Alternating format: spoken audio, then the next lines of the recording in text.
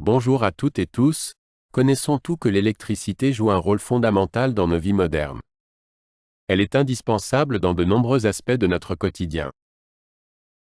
Elle intervient dans plusieurs domaines tels que l'éclairage, les appareils électroménagers, le chauffage et la climatisation, télécommunications, les médias et les divertissements, les transports, la production industrielle, les services financiers et commerciaux, ainsi que la santé.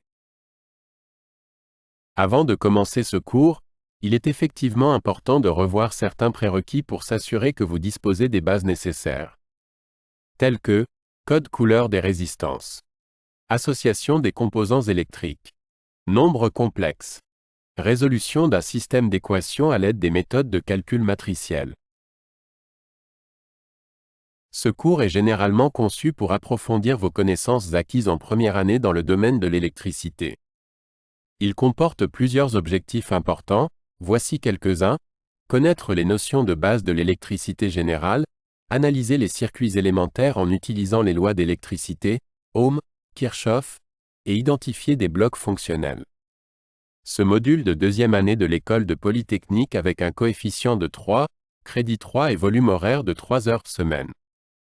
Les modes d'évaluation qu'on voit l'utiliser sont contrôle continu à un pourcentage de 30% et des travaux pratiques 20% et un examen final 50%.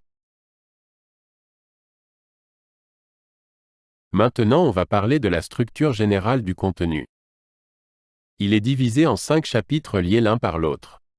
Le chapitre 1, il est intitulé Initiation. Dans cette unité, nous rappelons quelques concepts sur les circuits monophasés, l'impédance et l'écriture complexe, qui représentent un volet important de l'étude de l'électricité générale. Le chapitre 2, Loi de Kirchhoff. Qui sont la loi des mailles et la loi des nœuds. Ce sont des principes fondamentaux qui permettent de résoudre les tensions et les courants dans un circuit donné. Le chapitre 3, La puissance en monophasé. Le monophasé est un système dans lequel la tension électrique oscille selon une seule phase. Dans ce type de système, la puissance électrique peut être calculée à l'aide de différentes formules, selon les grandeurs dont vous disposez. On va aborder les différents types de puissance: instantanée, active, réactive et apparente. Le chapitre 4, Théorèmes et techniques d'analyse des circuits. L'analyse des circuits électriques repose sur plusieurs théorèmes et techniques qui permettent de comprendre et d'analyser le comportement des circuits électriques. Dans cette unité, on va voir des théorèmes et techniques les plus couramment utilisés: théorème de superposition, théorème de Thevenin, théorème de Norton et Kennedy. Le chapitre 5, il est divisé en 2 parties: le système triphasé équilibré et la puissance en triphasé équilibré. Il se compose de montage étoile et montage triangle.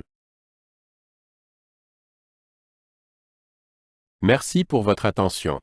Au revoir aux prochaines vidéos et voici mon mail si vous souhaitez me contacter.